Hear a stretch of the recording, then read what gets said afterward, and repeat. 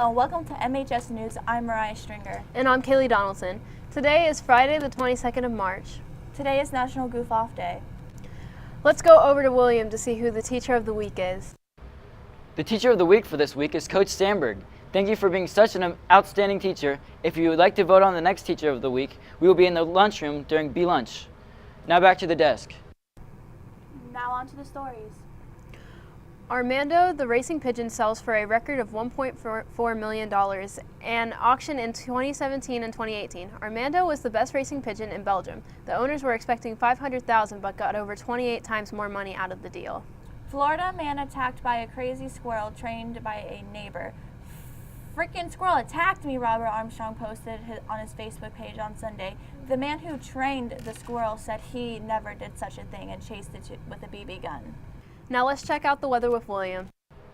Hey Canes, today will be a sunny with a high of 76 and a low of 54. Now let's look at the 4-day forecast. Saturday will be a high of 75 and a low of 56. Sunday will be a high of 79 and a low of 61.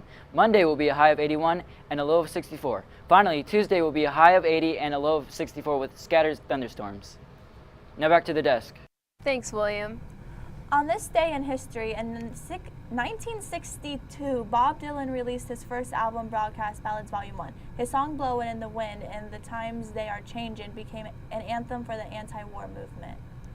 The song of the week is Long Way to Love by Brittany Fox. That's all the time we have today. Thank you for watching Manatee News.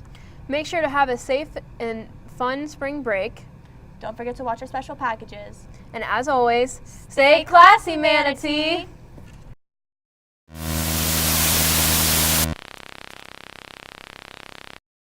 Three, two, 1, 0. All engine running. Liftoff. We have a liftoff. Hello and welcome to Manatee High School TV Production Interviews. I'm your host for today, William Richard, and we're joined here with Mr. Giacomo. And alright, let's get into it. The first question, what made you want to teach high school?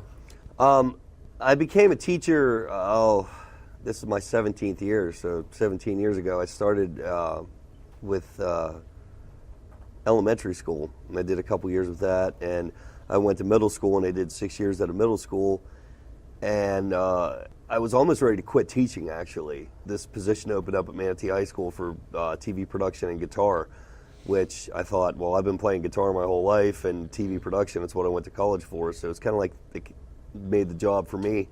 So I came over to high school and I fell in love with it. It's my favorite out of all three. Second question, how did you get into film and video? When I was in college, I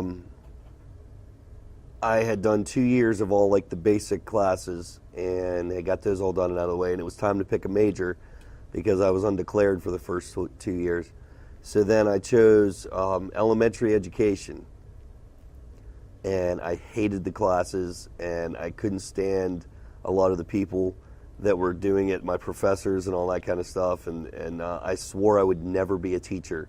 So I switched over to TV, radio, broadcasting, communications, because a lot of my friends were doing that, and there were way less books involved and more like, you know, being a DJ on the campus radio station and making commercials, TV stuff, and I thought that sounded like a good time. Mm-hmm. All right, third question. If you could teach any other subject, what would it be? I think if I wasn't doing television production, I'd like to do history. I always liked history, and you know, making history kind of like come alive for the kids, because history can be like kind of a real drag if you don't have somebody that makes it exciting. The kind of like the night at the museum kind of approach to history. I think I'd have fun doing that. All right, fourth question. What do you feel is the hardest thing when teaching? The hardest thing when teaching, I think some kids today are growing up in a time that's way different from when I grew up, and in a much different place from when I grew up. And there's a lot of kids who, you know, don't get the attention and affection at home that they need. So they come in here kind of all hard-nosed and like, you know, spout an attitude because that's all they really know. So there's not that nice relationship between the teacher and the student. It's almost like aggressive, and they don't want to listen, and they don't want to learn, and they don't want to be told anything by grown up per se. So that makes it difficult sometimes, not just for that student to be in the class, but for other students around them, because they cause a distraction for the kids who want to listen and want to learn. So I think that's probably one of the biggest obstacles. All right, 5th question. Who inspired you when you grew up? Who inspired me when I grew up? My father was a big inspiration to me. The guys in his band, because that was the first band I played with. A few of my high school teachers were very big inspirations to me. Mr. Kushner, Mr. Cox, Mr. Dudas, like a couple of those guys. And my college professor, Chris Lee, was a big inspiration on me. Okay, as a child, what did you want to do as you grew up?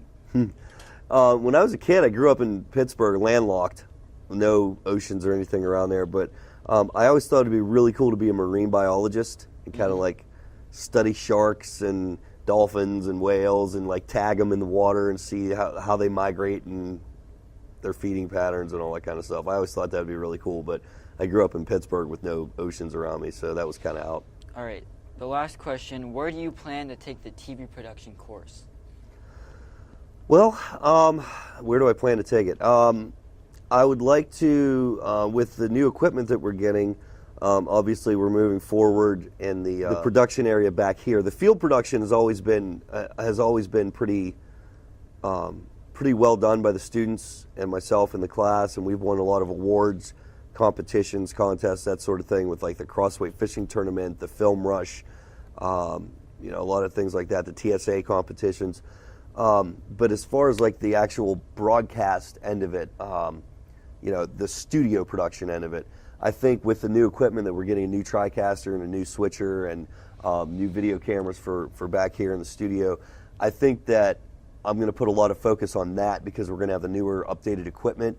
And so that way all the kids that have spent several years doing the field production with me, as they finish out their high school career with me, then we're going to cover the studio production end of it as well. All right, that's all the time we have for today. Thank you for being here. Absolutely. Thank you very much. I appreciate it. Never quit teaching. All right. Thank you very much. Thank you so much.